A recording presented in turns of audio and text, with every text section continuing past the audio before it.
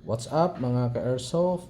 So, review lang natin to sandali itong aking EMG TTI John Wick 3. So, alam niyo naman na ito yung pinagkaguluhan noon nung pandemic. Sobrang ganda nito. So, malapit na itong mag-isang taon sa akin. Ah, na laro ko na ito doon sa mga fan shot ng Action Air sa may Santo Tomas.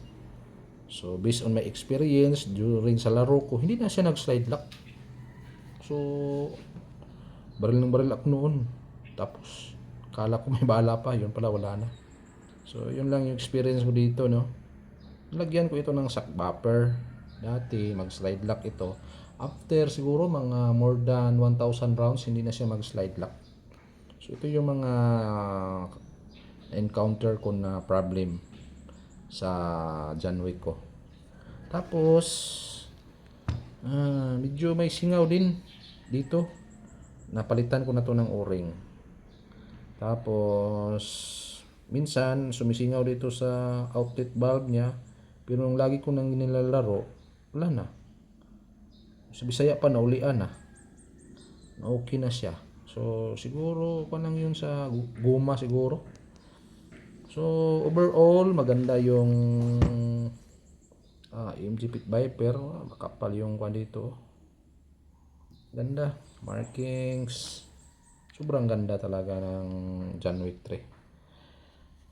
3. Kaya lang, sa mga Glock ko, mas ang sisirain yata yung mga high kappa na gamit ko.